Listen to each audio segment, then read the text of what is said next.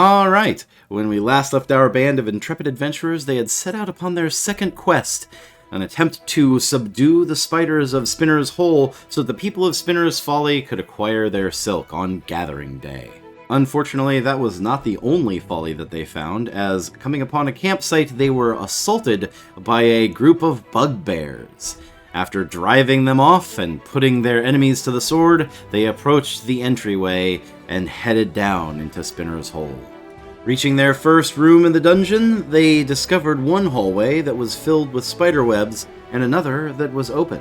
Knowing that they were there to attack the spiders and subdue them, they decided to go the other direction, and were gifted a wonderful trap that was still in place. Apparently, those who had come before had followed the obvious path towards fighting their prey. We now rejoin our dart-laden party as they attempt to clear out Spinner's Hole. Alright, so Angela gets hit by 2, Ara gets hit by 1, and the rest of you have the darts clatter off of your armor without issue. Ara and Angela, you are now poisoned. For the next minute, you have disadvantage on all attack rolls and skill checks. Well, we're just at the entrance. How about we step out, wait it out, come back in? It's only a minute. Do you want to step off the trap? The hexagonal plate slides upwards, clicks back into place, and you hear the faint sound of machinery clicking and whirring in the walls. Oh, great. After a few moments, it stops, and there is the deep silence of the earth around you again. Suggestion, we retreat to the square room and yeet something weighty onto the pressure plate. Suggestion. Retreat. Go up to the town full of demonic cultists and we murder them all. No. Demonic cultists? They're nice people. No, we're not doing that. Right, but we're trying to earn funds to compete in a competition, and perhaps, I'm just saying, if we murder everybody, enough gold there.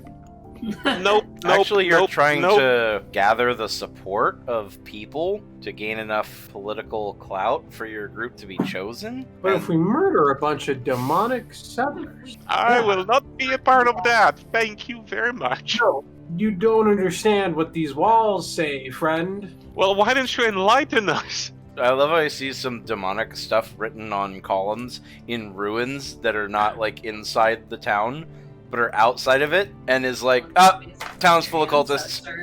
Kill them all, men, women, and children. Retreat to the square room, right, and hear me out. We toss something heavy, like yourself perhaps, onto the pressure plate, I suppose. Yeah. Alright! Just so that we, Okay, so that is 2 hits on Angie, 3 hits on Natalia, and 1 hit on Ara. I said we retreat to the... Oh my god. Jesus. 7 damage for Natalia. Oh, one of those was a 20. Hold on. That's another D3. I'm glad I moved out of the way. Well, the good news is Natalia made her save, so she's not poisoned. So there's that. Okay, so you stay there. And we move across. Alright, I click. suppose. Again? No, I'm just kidding. Natalia's holding it down. I'll move out of the way of the frickin' launcher. Well, the deeper we go, the more stuck we are. This sounds great. Yeah, fantastic. Okay, I'm gonna very cautiously step off. Alright, Okay. clicks and whirs as the trap resets. Why don't we just look around first to see if there's anything out of place? So Well, I guess we'll move up to the next corner really slowly and cautiously, paying particularly close attention to potential triggers. Oh, and when you guys step out from that room, the lights go out. Brilliant. Should have just went upstairs and killed everybody. You could have started with that guy in the big yellow suit. What the hell, man? He's just got a fancy yellow suit. Yeah, and he will have a blood red yellow suit when I've pierced my sword through his stomach. It can't be blood red and yellow. When there's red squirty shit pouring from his every artery, there will be a bunch of red. I swear I'm not chaotic evil. No, definitely seems more like neutral evil.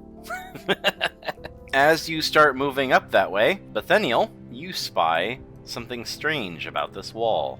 A thin line seems to be etched into the stone, and a small lever has been cleverly concealed to be nearly invisible to the casual onlooker.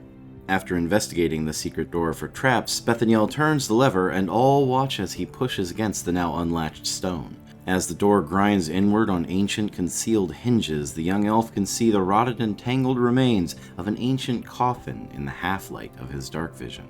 It is flanked on all sides by more of the etched pillars, and as he crosses the threshold, the pale blue flames lick once again across their surface, illuminating the room fully for him and dimly for his human companions. After a few moments of consideration, not to mention much trepidation, which I will spare you, Ara bravely moves to search the dilapidated remains, but her actions cause the full collapse of the ancient timbers, which in turn sends up a plume of dust and moldy spores. Thankfully, this does not deter the adventurer, and after a few seconds of rifling through the detritus, the ancient corpse that the coffin once contained is revealed, and Ara rises with the body's sole possession. Wiping mummy dust from her face with one hand, she holds aloft in her bright white glove a shining orange orb, a topaz that is half as large as her palm and which flickers in the fairy lights that dance within the ruins. The agreement to be allowed to keep whatever treasure they find seems to be paying off, as apparently no previous hirees had found this concealed tomb. They can only hope that there are more missed things that they might capitalize on during their search. With the chamber's secrets uncovered, the party returns to the passageway, proceeding cautiously deeper into Spinner's Hole. Yeah, so who is in the front? Is it Angela and Natalia? Yes. Alright, cool. So go ahead and stop there. Alright. Because you totally didn't find the next trap. Oh my god.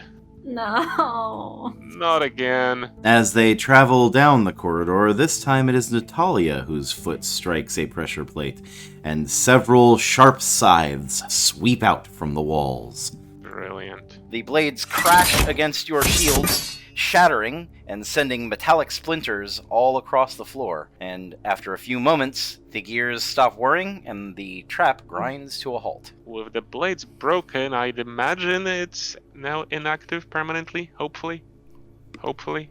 I mean, maybe. I don't know. Anyway, while we're standing on the pressure plates, we should have the clerics scurry along. The 4 pillars light up as you enter. It does not look like there's anything else really of interest in this room. It still looks like strange chanting. However, what you do see is, as you enter, several dozen small creatures drop from the ceiling next to Angela. Oh And no. we roll initiative as the swarm of spiders descends from on high. Oh no. You can tell that these tiny spiders are definitely not the spider web creating spiders. Think of them as like a swarm of large wolf spiders, about the size of a small dog. So you don't have to worry about not killing these. Natalia. The chittering swarm sets upon the party, seeing both swordswomen swinging frantically. Though they crush several small spiders with their weapons, the blows are ineffective against the larger mass of the evasive cloud of yuck. Ara calls upon her goddess to immolate the shifting mass of limbs and fangs, but it strikes the rear of the roiling horde, and the arachna onslaught continues. As the itsy-bitsy army begins to scramble up the length of her blade, Natalia panics, sure that her end will come at the fangs of her many-legged foe. Though she doesn't know what evil will come of it, she fears her end enough that she begins to call out the incantations that she has been reading on the pillars. The air in the room grows dark, the shapes of the arachnids hazy, and the blue flames flicker along the pillars as their hue changes from blue to purple and then to a deep magenta. The spiders pause in their assault as her speech reaches a fever pitch, time slowing, her voice rising as she calls out in the deep tones of infernal speech. Azrath Metrion Zinthos? At the height of her chant, the room seems to blur, hexagonal tiles swirling and tinting red as if they are preparing to fall away into an infinite abyss. Once the ritual has peaked, though, there must be another step that she was missing, some sacrifice necessary to seal the bargain she had called to make. And so, with a satisfying snap, reality jerks back into place, and with a renewed fervor, the spiders attack again, as the smaller masses of them form into a single larger horde. Seeing no alternative but to fight through the stinging of poisonous bites or perish, the swordswomen make wide sweeps with their deadly blades, while Ara calls down pillars of light and Bethaniel strides to the center of the horde, praying loudly and beaming with a radiance that tears through the mass efficiently, turning lunging arachnids into shadows and ash. When the flurry finishes, it is the party that is still standing, and with a final grunt of effort, Angela lunges over the remaining creatures, dropping onto them with her shield and turning the last of their vile attackers into a streak on the floor. And stay away. Jeez. You have slain the spiders. All 4 of you have taken wounds. None of you are bloodied, though. Actually, sorry. Angie is bloodied. Yeah, You're 12 out of 24. as usual. Bloodied and battered, but unbowed. Whoa. Is that a locked door? A large gray stone door is set into the back of this passageway, and it has a large steel lock ringed with brass. Oh, of course, I guess we'll check if the door is actually locked. Yes, it does seem to It be is. locked. There is no handle on the door, so it looks like the mechanism will actually open when you insert and turn the key. Is the key Is in the it? shape of a topaz? Yeah, I was gonna say, is it an actual key or? The keyhole looks to be in the shape of an actual key. No. Well, That's Yeah. something we have to find. with my Just murder a town of small children. No, there was that other way behind the web, if you recall. I was hoping that we could loop around, without disturbing the web, but I guess we're supposed to go over that way. Would climbing over that web, damage it? As long as you're careful, probably not. Okay, I guess we do that then. I suppose we could take a short rest. Rest it shall be. But her death will be legendary. And I swear to God, before I go, I will stab myself with this sword and invoke whatever demon this is and go murder that fucking town of demon worshippers. Hey, chill. Alright. Battered by their first skirmish in the dungeon, the party knows that heftier foes lay ahead. So securing the exits of the room, they opt to rest briefly, tending their wounds and recuperating their resolve. Before long, they yet again steel themselves and return to the passage from whence they've come, knowing that the key to the mysterious door must lay beyond the path obscured by the spider's webs. Before long, they face again their old nemesis, Dart Trap. So, how are you going to handle getting past the trap? I press it down with my 10-foot pole. It triggers and darts start firing down the passageway, and then stop. Okay, then once they stop and the plate is still pressed down, since I'm here, I'll step on it. I move to here, still keeping that pressed down, right? Yep. Okay, everybody scurry along. And that would be the first time in all my years of D&D anyone has actually effectively used a 10-foot pole. Thank you, Nala. Thank you so very much for finally showing all of the people who I have gamed with for all these years how to make use of the goddamn 10-foot pole that's in the player's handbook for a reason. And the lights turn back on. Alright, so you start to try and crawl through the spider's web. Why don't we just cut it down though? We can't. You We can. never said we We're not couldn't. supposed to damage it. You have to not damage it, but if you tried to cut it away from the wall, it's possible. Huh, Alright, so you're gonna move up and start cutting the webs? I suppose. So everybody move to where you're gonna be. Angela, obviously, if you're gonna be cutting the wall. Ben, Oh, you wanna be somewhere God. over here. I have a very bad feeling about this. Everybody roll perception. And we're done. Oh, God. Natalia, only because you are cutting the web are you aware when the web starts to jiggle back against your cuts. And We're going to die. It is at that moment that a massive fanged creature emerges from the webs. God. Of course. Thanks to Natalia's knowing it was coming, you're not surprised. The large beast leaps from the webs and snarls. As the hulking arachnid delicately extricates itself through its own webbing, Ara calls down sacred flames to singe the abomination.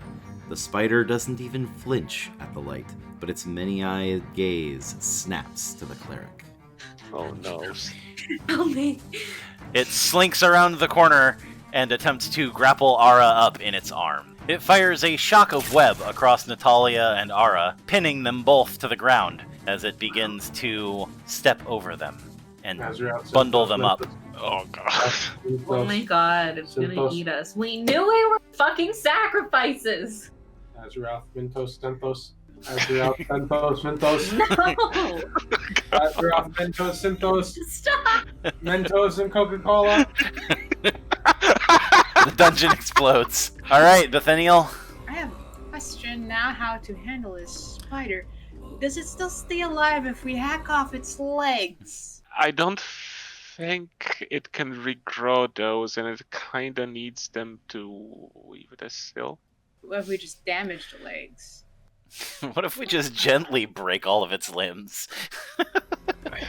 As the spider looms over Natalia and Ara, Chelicera chittering hungrily and dripping with the viscera of its last meal, Bethaniel cries out a rebuke and casts Bane upon the creature. Despite its stature and apparent command of the situation at hand, the creature's unrest is visible as something within its mind reels from the magic. It only takes a glance into the eyes of its meteor morsel to deepen this primal fear as Natalia glares into its eightfold gaze without fear, almost daring the creature to attack, as if nothing could possibly go wrong for her. It was a bluff, but a successful one, causing the chitinous creature to hesitate long enough for Angela to swing at its thorax. The spider deflects at the last second, but loses its focus, giving Ara a moment to pray, coating herself in a pillar of dazzling radiance as she burns the webs holding her away. The spider screeches harshly, lunging at Natalia while she is still entrapped, but the warrior rips herself free from her bonds, the edges loosened by Ara's magic, and wedges her shield between the monster's wiggling, protruding jaws, moist with paralytic venom. Bethaniel weighs his options, but quickly decides that a single bolt won't kill the beast, firing his crossbow into its hide, causing green ichor to splurge outwards from the wound, coating Angela's shield with it. Ew! That's what the shield's for. Just Still! it's a splash guard. Yuck! Overwhelmed by the sudden ambush of what should have been free lunch, the spider begins to back away, narrowly avoiding Natalia and Angela's whistling blades as it reconsiders if it truly is the top of the food chain in its home anymore. A crossbow bolt from Ara lodging into the joint above one of its legs is enough to secure its regret, and it flees hurriedly, clambering into the ceiling and wriggling its way through the web from whence it came. It will have to deal with these interlopers later, at a more advantageous moment. For now, discretion is the better part of Spider. That's right, you better run. I intimidated you. And with that intimidating call out from Natalia, we will draw this episode to a close. Though worries abound that the secrets of Spinner's Hole are much deeper and dangerous than they were told, Bethaniel and his comrades believe themselves up to the task, forging ahead so that they may avoid disappointing the townfolk of the quaint, if strange, village. As you might have guessed, our production efforts have borne fruit, and we are back on a reasonable schedule finally. Things are chugging along, and I can't wait to see how you all feel about this arc. We still have some work to do in order to find out who the winner of the Golden Biscuit competition is, and the battle between Sneaky GI and our own Doodle Poodle is definitely fierce. So if you're a supporter, please look forward to updates soon on our Discord server. As always, please do all of the normal things you would do if you like our video, and I hope you'll share it with all those that might enjoy our almost cinematic adventures. That said, I won't bore you by being yet another person to say the thing, and instead, let me introduce the real heroes, our supporters. In the Power tier, we have Scorpius187, Doodle Poodle, Jay Jones, and William Smith. In the Planar tier, we have PPNTT807, CJ, Someone, All Is Fiction, Darth Cavalier, and Joshua Williams. In the Adventurer tier, we have Bastion Falconwrath, John R300, Shadowmencer, Alex, Justin, @Breeze_Bender, Mystics, Katie, Aiden Marrow, Jaroslav Noga, Nevea Nezes, Rosula Streaming Network. In the Quest Giver tier, we have V, Slathar Silcom, and Robert Mischief. And in the Townsfolk tier, we have Night Archer, Allie Bailey, Ruin Queen of Oblivion, Scott Stedman, Sergeant Humpty, Shugenja, Spirit Radio, and Tom Brezo. And as always, I can't leave out our creative team. Doodle Poodle, Nala Fontaine, Shadow Wolf, Scorpius187, MC_Cheshire, and the Forever DM. Me. Thank you all for watching, and I'll see you in the next one.